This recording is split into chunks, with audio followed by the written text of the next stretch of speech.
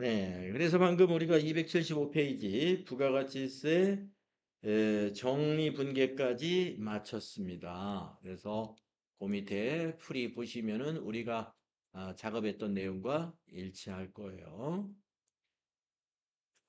그래서 부가가치세 정리분계가 뭐 TAT 2급의 새로운 내용은 아닙니다. 그래서 이미 FAT 1급 시험 준비하면서 잘 우리가 익혀놨던 내용이고, 다음 276페이지 국세청 홈택스에서의 전자신고. 이거는 시험에 나온 적은 없습니다. 시험에서 가상으로 홈택스에서 전자신고하는 프로세스를 진행해라 하는 문제를 출제하기가 참 어렵지 않을까요? 그래서 홈택스에서 전자신고하는 것을 시험으로 출제한 적은 없으나, 우리가 또 지금 여기 책에서 해보는 것도 실제로 홈택스에 접속하지는 않아요. 가상으로 만들어 놨어요.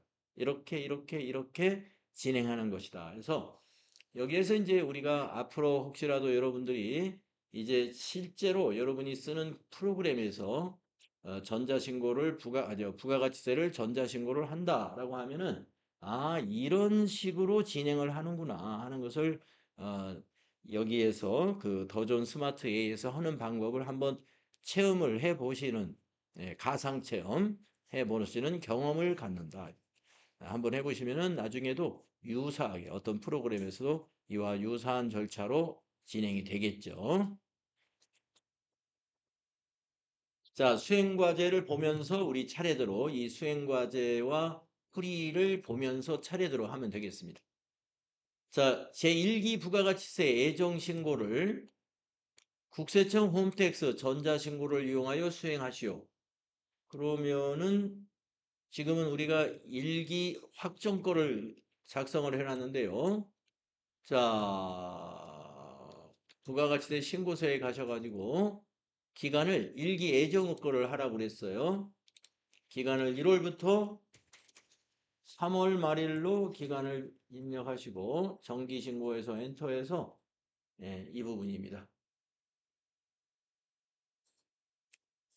자, 일기 예정의 경우에 보니까 데이터들이 지금 여기 부가세 신고서에서 보여지는 데이터가 과세 표준 및 매출세액에는 1번에밖에 없어요. 그러니까 세금 계산서 발급분 매출밖에 없고, 그다음에 매입에서 보았을 때 네, 일반 매입밖에 없어요. 매입에서도 세금 계산 수치분 일반 매입밖에 없습니다. 연습을 좀 간단하게 해서 부속 서류를 최대한 줄여놓은 것 같아요. 예. 자, 무슨 말이냐 하면은 우리가 부가가치세 신고를 하려면은 부가가치세 신고서 일단 갑지로 맨 앞에 있어야 되겠죠? 그 다음에 그 뒤에 붙는 부속 서류들이 있습니다. 어제도 우리가 많은 부속 서류들, 뭐 간주 임대료, 임대사업자 같다 그러면은 임대사업자가 추가로 제출해야 될 그런 내역서 같은 게 있잖아요. 그러한 부속 서류들이 다 갖춰져야 되는데, 여기서는 이제 간단하게 하기 위해서 세금 계산서 합계표만 있으면 될 것 같아요. 자, 그래서 이제 부가세 신고를 하려면은 일단 부가가치세 신고서를 마감을 해 놔야 됩니다. 마감. 그래서 책에 보시면은요. 1번, 동그라미 1번. 부가가치세 신고서를 조회한 후 상단부에 마감을 클릭하여 마감 오류 리스트를 확인하시오. 네, 아마 마감에 오류가 나는 것 같은데 한번 마감을 눌러보겠습니다. 마감, 네, 전자신고 마감이라는 팝업이 떴는데 밑에서 다시 마감 단추 한번 더 눌러볼까요? 여기. 네, 그랬더니 에러 내용이 보입니다. 두 줄로. 첫 번째 줄은 첨부 서류, 부가가치세 신고서 첨부 서류, 매출처별 세금계산서 합계표가 없다. 두 번째 줄에는 부가가치세 신고서에 첨부 서류인 매입처별 세금계산서 합계표가 없다. 세금계산서 합계표가 없다고 인식하는 거 보니까 없을 리는 없죠. 없다면은 그 자료 1번과 아까 10번에 있을 수가 없는데 있을 텐데 마감이 안 됐나 봐요. 그래서 강제 마감 이걸 누르면 여기서 마감을 할 수 있어요. 자, 그런데 우리는 이 메뉴에 가서 한번 마감해 볼까요? 종료하십시오. 종료 누르시고 이 창 닫아 주시고 우리가 가야 할 곳이 어디냐 하면은 자, 부가가치세 부속 서류에 세금 계산서 합계표의 마감이 필요하거든요. 글로 가겠습니다. 세금 계산서 합계표 1월부터 3월로 기간을 입력하시고 정기해서 엔터 하시고요. 자, 위에 있는 빨간색 표가 매출처별 세금 계산서 합계표. 밑에 있는 파란색 표가 매입처별 세금 계산서 합계표입니다. 네, 두 개를 같이 마감할 수가 있어요. 저 위에 보시면은 마감이라는 단추가 있네요. 마감 눌러주시고요. 그러면 여기 마감 여부에 동그라미가 쳐졌죠? 위에도 보시면 마감 여부에 동그라미 되어 있습니다. 자, 그러면 세금계산서 합계표 매출처별, 매입처별 두 개가 다 마감이 됐어요. 자, 닫으시고요. 부가가치세 신고서에 가서 다시 마감을 해보겠습니다. 네, 그리고 밑에서 다시 마감을 또 해보겠습니다. 네, 이제 마감이 됐죠. 네, 아까 첫 번째 마감을 했을 때 서류가 세 가지가 떴었어요.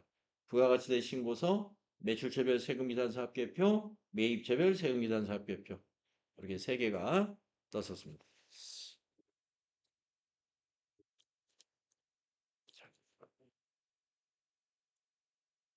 네,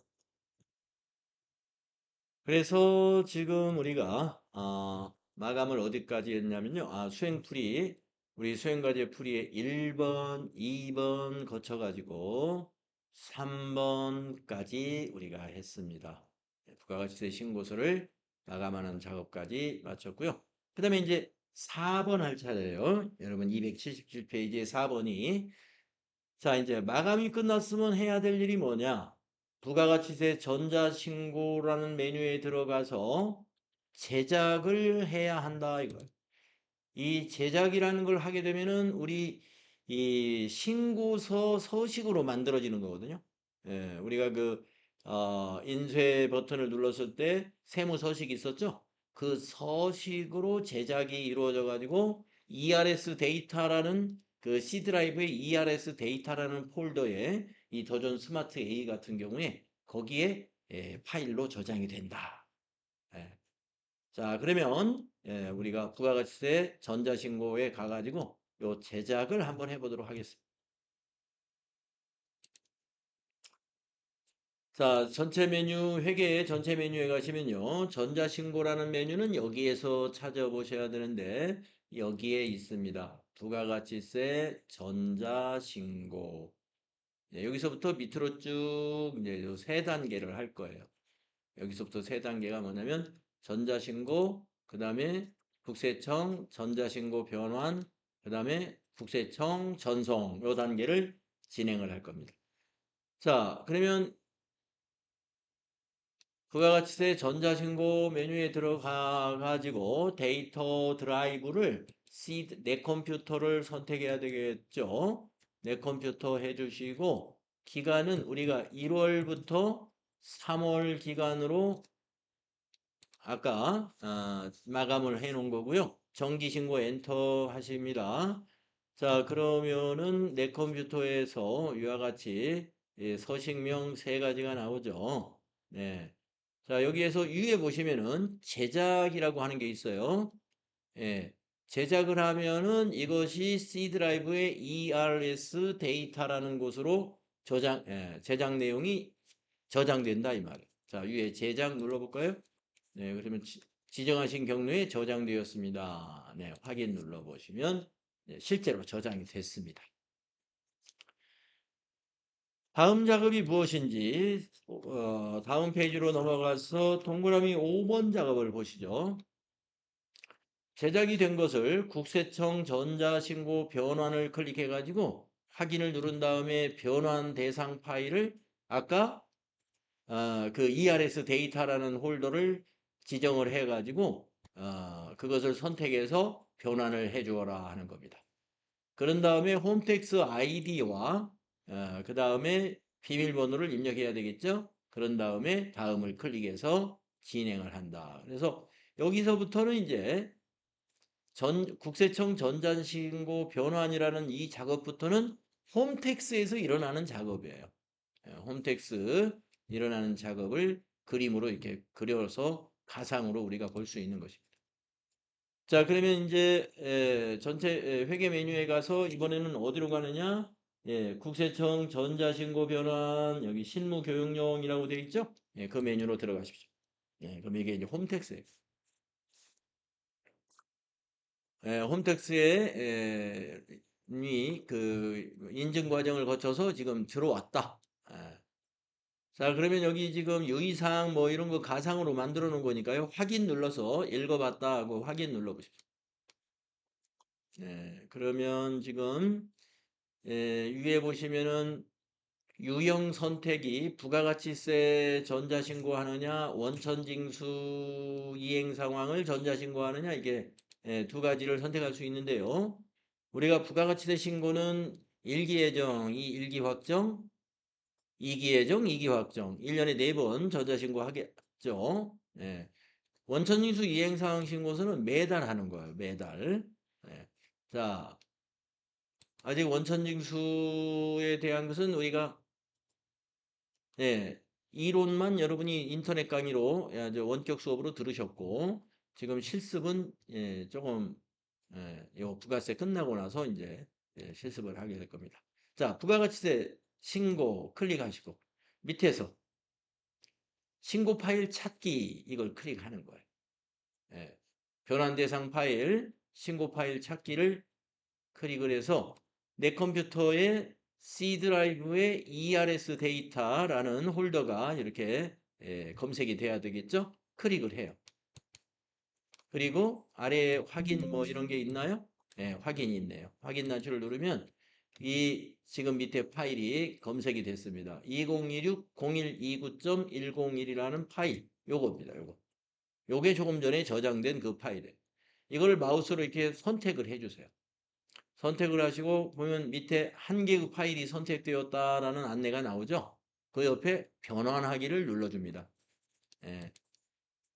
그러면 다시 홈택스 아이디를 물어보네요. 비밀 사용자 아이디를 입력해라. 사용자 아이디는 교재를 한번 보십시오.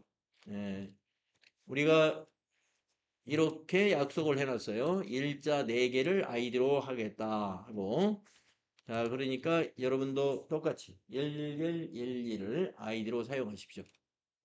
그리고 파란색 확인 단추를 눌러보시면 이렇게 그래프로 3일전자에 26년 1월 29일에 만들어 놓은 부가세 신고 파일이 변환 작업이 일어납니다. 이 변환은 뭐냐면은 홈택스 파일로 변환해 주는 거예요. 내 컴퓨터에 있는 그 제작된 파일, 그거를 이제 홈택스에 전자신고가 가능한 파일로 변환을 한 거예요. 자, 그러면 밑에 파일 변환 결과가 이렇게 나오죠.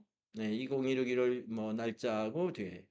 자, 그러면 이제 밑에서 다음 단추를 누르면 마지막 단계로 넘어갑니다.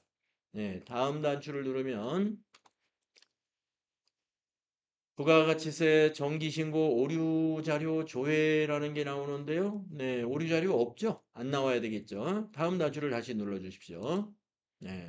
그러면 정상 자료 해서 3일전자, 그 다음에 사업자 번호, 신고 기간 25년 01기 예정,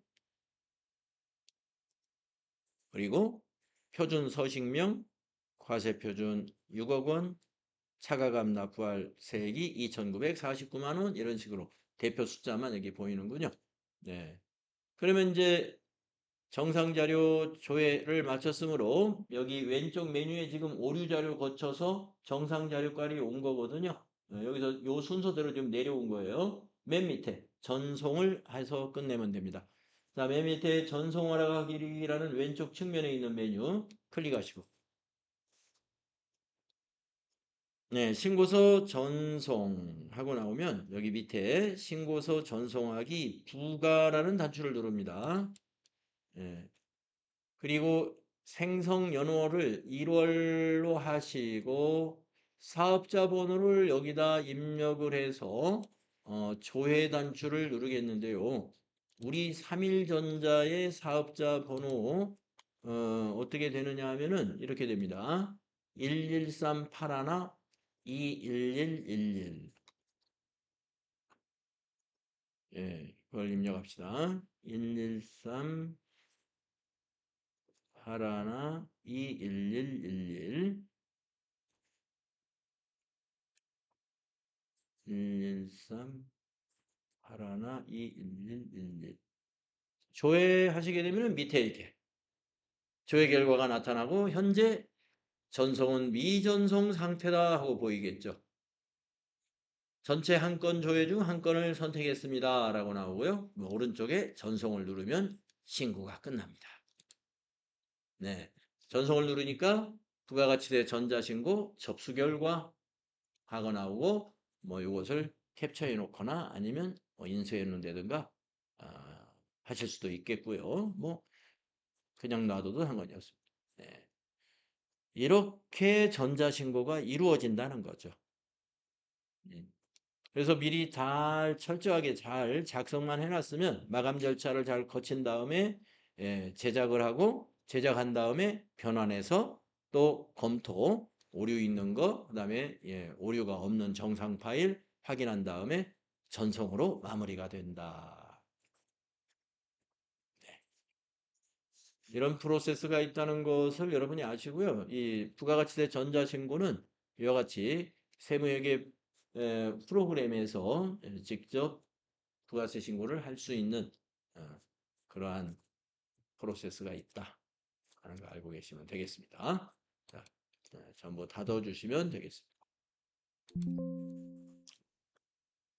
여기 종료 눌러서 닫아야 탭을 닫아야 하는 것도 있고요.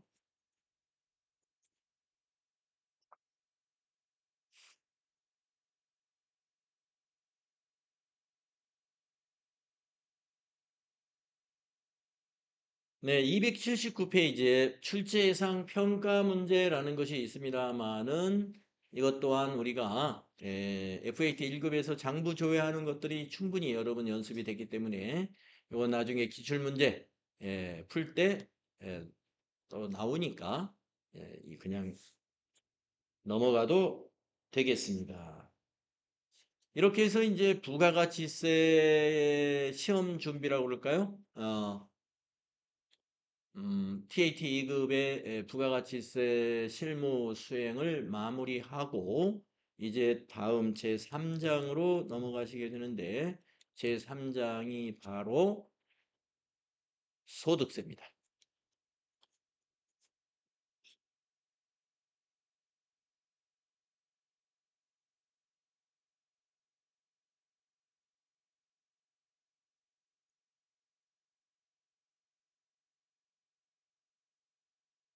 자, 그래서 소득세 이론은 여러분들이 원격 수업을 통해서 다 들으셨죠? 다 들으셨는지 제가 확인을 못했는데 다 들으신 걸로 보고요. 그것도 다 듣고 평가 시험까지 세 과목 있죠. 재무회계 이론, 부가세 이론, 소득세 이론, 평가 시험까지 다 마무리해 주시기 바랍니다. 이미 하신 분들은 괜찮고 아직 안 하신 분. 자, 3일전자로 계속 할 겁니다. 소득세도 3일전자로 계속 하는데 여러분들이 소득세 이론에서 다루었던 것은 종합소득세 전부가 다루어졌잖아요. 이자소득, 배당소득, 사업소득, 근로소득, 배당소득, 아니, 배당이 아니라 연금소득이죠. 연금소득, 기타소득. 이렇게 6가지의 종합소득세액에 대한, 그, 이론적인, 기본 사항들을 다 정리했습니다만은, TAT 2급에서 실기시험, 즉, 실무수행은 근로소득 하나만 나옵니다. 실무수행에서는 근로소득만 나와요. 그렇기 때문에 근로자의 소득에 대한 거에서 시험을 출제하니까 자, 사원 등록해가지고 급여 자료 입력하는 거. 사원 등록이라면 이제 부양가족, 우리 인적공제와 관련된 이제 부양가족 등록 이런 것이 아주 중요하고요. 그다음에 이제 월급여 자료, 또 일반 근로자가 아닌 그 일용 근로자에게는 또 일용 근로자의 사원 등록이나 일용 근로자의 원천징수. 그다음에 연말이 되면은 일용 근로자는 연말정산이라는 것이 없지만 일반 근로자들은 연말정산. 이렇게 세 가지로 문제가 나옵니다. 사원 및 부양가족 등록하는 방법. 그다음에 급여자료 계산. 급여자료 계산은 뭐 일용직으로 나올 수도 있고 일반 근로자로 나올 수도 있고. 그다음에 연말정산. 연말정산은 일반 근로자들만 해당이 되죠. 이렇게 세 묶음으로 우리가 공부를 할 것이고요. 또 시험도 그렇게 나오게 됩니다. 자, 그래서 어디로 가느냐? 여러분 284페이지 사원 등록부터 연습하도록 하겠습니다. 사원 등록이 주요 항목이다라는 그 메뉴에 항목들이 쭉 있는데요. 뭐 이거를 미리 읽어보거나 하지 않아도 큰 문제가 없습니다. 네, 근데 몇 가지만 한번 사원 등록할 때이 284쪽 아래쪽에 있는 생산직 여부, 생산직 여부 그 밑에 연장근로 비과세 적용 요 두 가지만 한번 설명을 드릴게요. 자, 우리가 사원을 등록할 때 보면은요. 그 사원이 생산직이냐 아니냐, 그 다음에 생산직이라 하더라도 연장근로가 비과세 적용 대상자냐 아니냐를 선택해주는 항목이 있어요. 근데 왜 사원 등록하는데 이걸 굳이 생산직이냐, 생산직이 아니냐, 또는 연장근로가 비과세냐, 아니냐, 이거를 정해주느냐 하면은요, 세법 때문에 그래요. 세법 때문에. 자, 왜 그러냐면은 우리가 근로자의 연장근로 수당에 대해서 생산직은 비과세 대상으로 봐줘요. 그런데 생산직이 아닌, 우리 보통 사무직이라고 할까요? 사무직은 아무리 연장근로를 해도 거기 연장근로 수당에 대해서 과세를 다 일반 급여하고 똑같이 세금이 과세되죠. 그러기 때문입니다. 또 한 가지는 생산직이면 그러면 전부 다 비과세냐? 그렇지가 않아요. 여기 조건이 있습니다. 여기 연장근로 비과세 조건을 읽어보시면 돼요. 전년도 총급여액이, 그러니까 생산직 근로자 중에서 전년도, 지난해죠. 총급여는 과세급여만을 말하는 거예요. 비과세급여 싹 빼고 과세급여. 그래서 총급여라 하는 것은 여러분 과세급여를 말한다. 라는 걸 알고 계셔야 되고, 총급여 3천만 원 이하인 생산직 근로자의 경우에가 1여이고 광산 근로자일 경우는 2여로 해라. 이렇게 되어 있습니다. 자, 그러니까 3천만 원 이하다라는 것이 이게 조건이에요. 이게 조건. 우리 회사는 항상 이 TAT 2급에서는 제조업으로 문제를 내기 때문에 광산 근로자, 이런 어, 광산업으로는 문제를 안 낼 테니까 우리가 이제 생산직 근로자로 할 텐데 직전 연도 총급여를 알려줄 거예요. 생산직 근로자의 어떤 그 사원 등록을 하라는 문제가 나왔을 때는 그때 여러분 요거 잘 선택하시면 되겠습니다. 3천만 원 이하일 때만 연장근로 비과세를 여로 해야 돼요. 여라는 건 동그라미. 부는 X. 예, 여, 부가 있습니다. 여 하면은 동그라미. 부 하면은 X. 여로 해주는 경우가 직전 연도 총급여액 3천만 원 이하인 생산직 근로자만 비과세 적용을 받는다.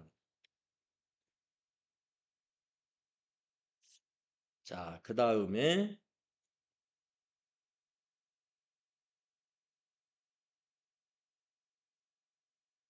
음, 부양가족 명세 285페이지에서 보면은 우리가 이제 이 장애 뭐 이런 경우는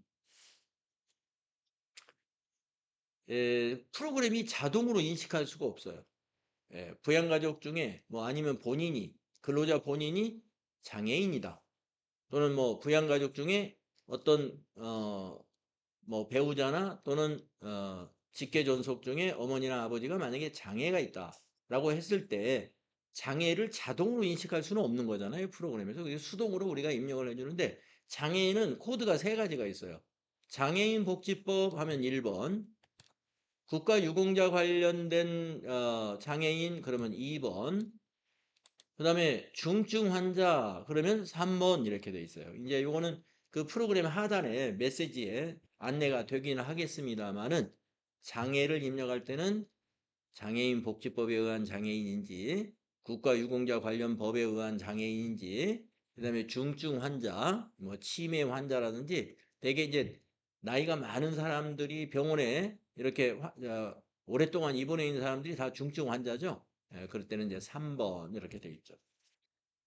그리고 경로우대 70세 이상은요, 이건 주민번호를 입력하면 자동으로 이렇게 동그라미가 됩니다. 그러니까 이걸 수동으로 입력할 필요 없어요. 이런 나이와 관련된 것들. 예를 들어서 직계 비속이다 그러면 20세 이하가 이제 해당이 되는데 20세 이하라는 걸 내가 이렇게 에, 그 일부러 선택을 안 해도 상관없습니다. 왜냐하면 주민번호 입력하면 20세 이하가 아니면 거기에 부라고 딱 표시가 됩니다. 그래서 나이 관련된 거는 주민번호를 입력하면 자동으로 해결된다. 출산 입양도 출산은 자동으로 체크가 됩니다. 왜냐하면 만약에 2025년도에 연말정산 자료를 입력한다. 2025년에 연말정산은 언제예요? 2026년 2월에 하잖아요. 2026년 2월에. 자, 근데 2026년 2월에 부양가족을 입력하는데 출생 연월일이 2025년 10월 5일인 자녀가 있어요. 그렇게 입력하면 자동으로 출산으로 딱 표시가 돼요. 예. 연말정산 해당되는 해에 태어났기 때문에. 근데 입양의 경우는 25년도에 태어난 아이를 입양했으면 출산에 표시가 되겠으나 만약에 24년에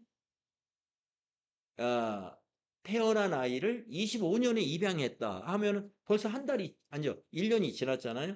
그때는 출산 입양을 강제로 넣어주는 거예요. 이제 그런 거. 대부분 다 나이는 자동으로 인식되지만 입양의 경우는 그 해당 그 연말정산 대상 연도에 출생하지 않은 아기가 입양되는 경우도 있기 때문에 그런 거 해주시고.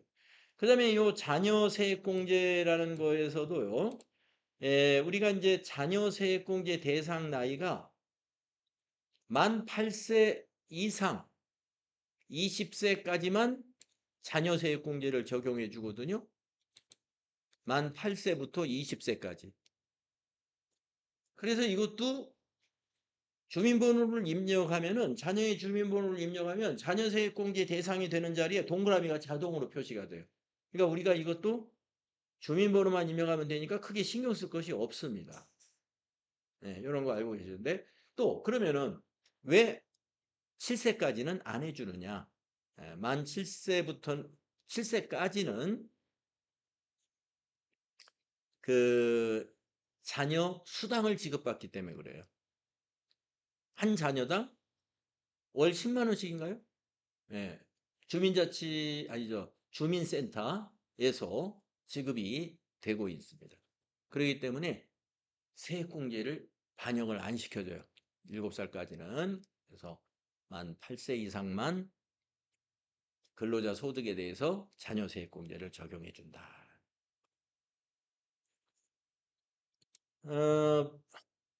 근로자가 한부모인 경우 이런 것도 프로그램이 자동으로 인식할 수는 없어요.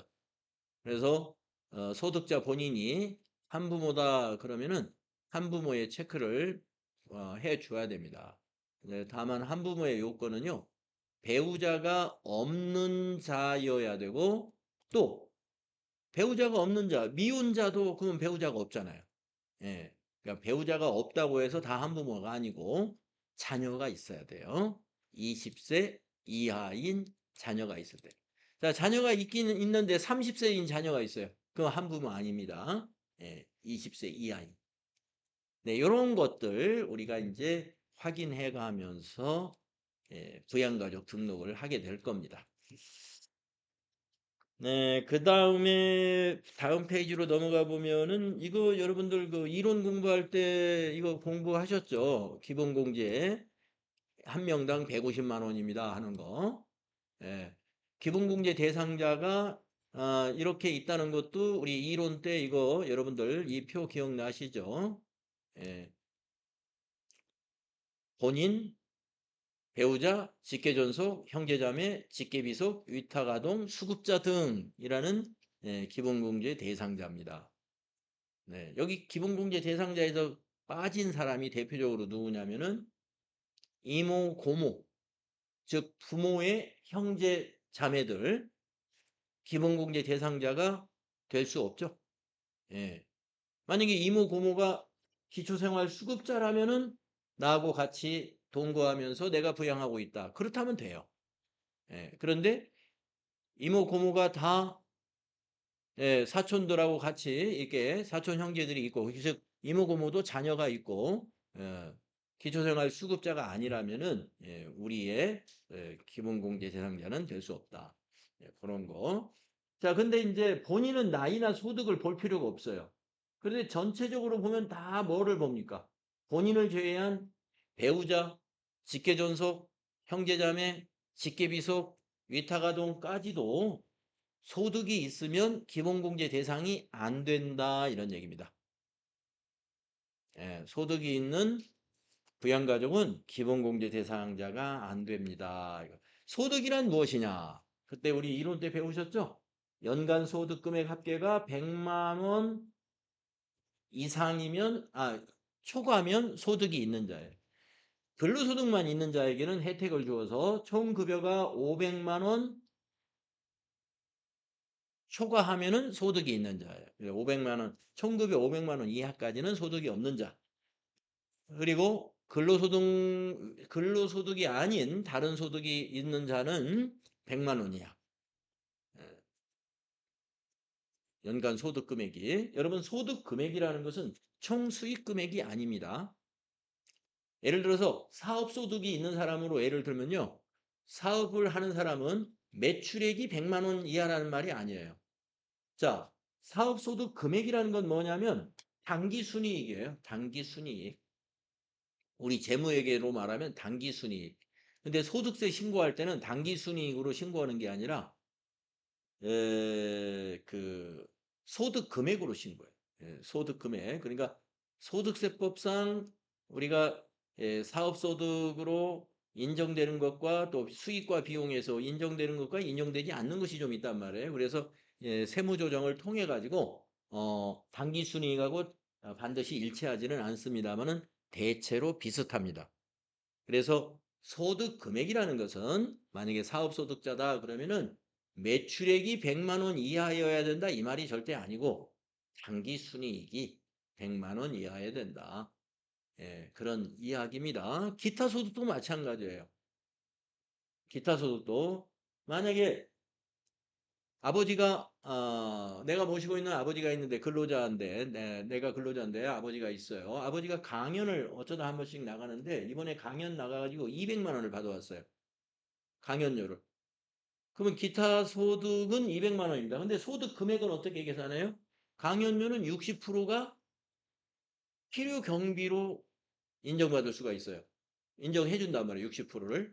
그러면 200만 원의 60%, 6이 12, 120만 원을 비용으로 빼야 됩니다. 필요 경비로. 그러면 그 200만 원 강연료 받은 아버지의 소득 금액은 얼마냐? 80만 원인 거죠. 80만 원. 그래서 이 소득 요건 따질 때 소득 금액 기준이라는 거. 소득 금액이라는 말은 비용을 제외한 것이다. 비용을 제외한 것이다. 근데 근로자는 소득 금액 이런 거 따지지 마시고 근로소득만 있는 자는 총급여로 그냥 판단한다. 총급여 500만 원 이하. 네. 그러면 소득이 없는 자다. 기본공제 대상자를 판단할 때 요 기준으로 소득이 있다 없다를 판단한다는 거예요. 그거 잘 아시고. 그다음에 나이 요건에 배우자까지는 본인과 배우자는 나이가 필요 없어요. 근데 나머지는 나이가 있죠. 직계존속이면 만 60세 이상이어야 되고요. 형제자매는 만 20세 이하이거나 만 60세 이상이어야 되고 직계비속은 만 20세 이하여야 되고 위탁아동은 만 18세 미만이어야 되고 네. 수급자는 나이 제한은 없습니다. 근데 이 나이 제한 같은 것은 우리가 프로그램 인용할 때 주민번호에서 자동 체크가 되니까 이건 신경을 안 써도 된다 이거죠. 네, 신경을 안 써도 된다. 소득은 판단해서 우리가 신경 써줘야 돼. 추가 공제도 마찬가지. 우리가 추가 공제 여부는 경로우대는 자동 계산되지만 나이로 체크하는 거니까 장애 여부는 수동으로 입력해 줘야 되고요. 부녀자 여부도 수동으로 입력을 하는데 부녀자라는 것은 여성 근로자를 말하는 거죠. 예. 그리고 여성 근로자이면서 반드시 어떻게 돼야 돼요? 배우자가 있는 여성 근로자. 예. 자, 그러면 배우자가 있는 여성 근로자는 이제 결혼한 여성 근로자인데 그러면 결혼하지 않은 여성 근로자는 부녀자 추가 공제를 받을 수 없느냐? 방법이 있습니다. 기본공제 대상자가 있는 여성 근로자가 또 있으니까 기본공제 대상자가 있는 여성 근로자라는 건 뭐냐면 미혼이지만 부모님을 그 부양하고 있다라고 하면은 예, 부녀자 추가 공제 50만 원 혜택이 되는데 부모님 세대 밑에 들어가 있으면 안 되고 세대주가 근로자 본인으로 돼 있어야 돼요. 예. 세대주가 있고 그 세대주가 예, 본인으로 돼 있으면 어떻게 해야 될까요? 부모님하고 주소가 다르면 자기가 세대주가 되는 거죠. 예. 부모님 사는 곳이 따로 있고 근로자가 따로 이사 나와서 살면 혼자 나와 살면 본인이 세대주가 되는 거예요. 그러면 이제 부모님을 내가 부모님이 60세 이상이다 그러면 내가 부모님을 부양한다 이런 조건이 될 수가 있죠. 자, 부녀자는 역시 근로소득 금액이 전년도 거를 말합니다. 이건 전년도가 아니라 연말정산이니까 그렇죠. 연말정산이니까 2월에 하는 거니까 연말정산 해당 연도 소득 금액이 3천만 원 이하여야 돼요. 3천만 원 이하.